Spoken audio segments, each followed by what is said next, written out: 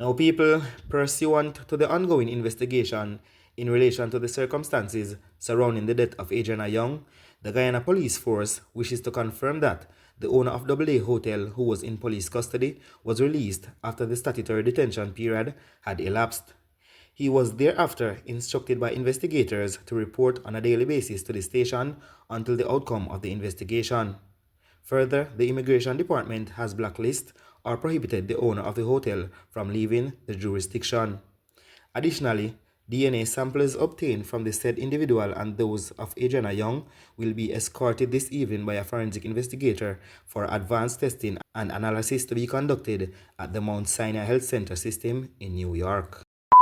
My dear fellow Guyanese, in recent days I have spent time listening, engaging with the families, including those directly affected, and taking in the gravity of what is unfolding across our nation. It is only upon quietly reflecting I have been able to find the words to speak to the nation on this senseless tragedy. I have devoted my time to being present with the families of those affected, including the Young's family and the families of the burn victims in Chateau Margaux, offering solace and support and engaging with them in their time of immense sorrow.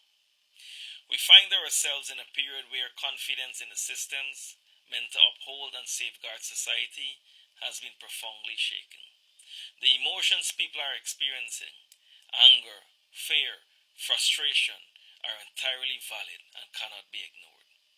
These sentiments are visible everywhere, from the cause for justice to the erosion of belief in the frameworks meant to serve and protect us all. However, it is equally important to ensure that this pain does not translate into destructive actions, damage to private property, looting, businesses, or burning, as well as harming the homeless and innocent civilians cannot resolve the issues at hand. Chaos does not pave the way to fairness. Justice must be constructed on the foundations of honesty, equity, and adherence to the principles of law. We are a peaceful people, a resilient people, and though we must maintain respect for law and order, this must never be used as a shield to dismiss our most basic human rights. People are crying out for answers, especially about the horrific acts committed against our children. The country's backlog of unresolved cases is growing at an alarming rate, lest we forget about a tragic incident involving the Henry boys and Harry Singh of Berbice, which remains unsolved. Relatives have even passed on without closure on this case.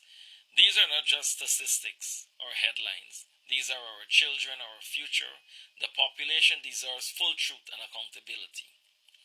We are witnessing gaslighting of racial tension. I would like to urge the public not to be misled by those who thrive on chaos in hopes of dividing us for their own political agenda. To those who feel tempted by the path of anarchy, I say we cannot build a better Guyana by tearing it down. We are on the verge of a constitutional election.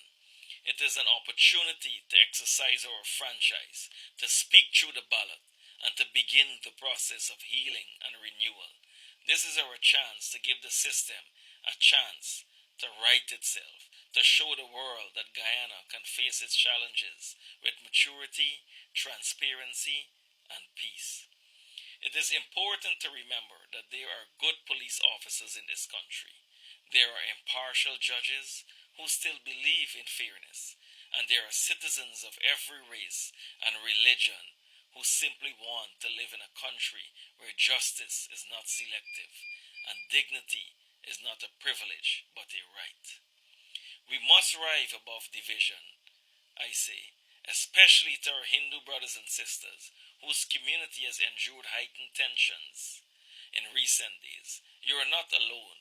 We see you, we stand with you, and recommit to building a Guyana where everyone, regardless of background, feels safe, valued, and respected. As Trinidad has just shown us, when governments stop listening, when corruption replaces service, and when the people feel forgotten, they will use their vote to demand change. I take take this moment to warmly congratulate Kamala Prasad-Bissessar on her recent electoral victory. It is a reminder that democracy still works when people remain engaged and courageous.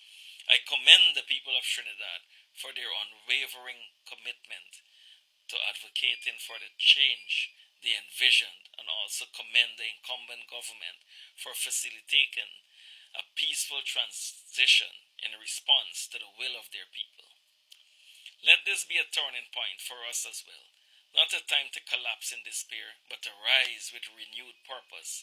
We must stop being distracted by petty divisions and keep our focus on the work that truly matters, building a just, secure, and prosperous Guyana for all.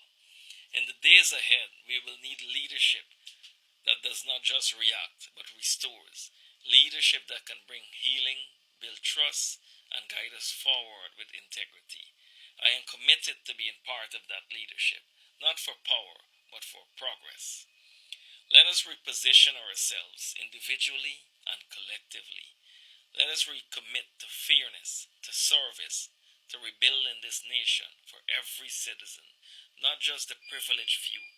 And above all, let us hold fast to the belief that Guyana can rise and will rise from this moment stronger, wiser, and more united. May God bless each one of you, and may God bless Guyana. People, there you have it. And this man's name is Azharuddin Mohammed. He is not a politician, but he is someone that treats the Guyanese very good, as I heard. He is a billionaire also, and a one normal man, these people. Billionaire will treat people good, build house with people, buy car with people, and make sure the people are right with business and properties. That is Mr. Mohammed. Anyway, you see, when it comes to the arrest of the man of them say them arrest, the people them over Guyana say right now they're not even sure if I saw it go for true.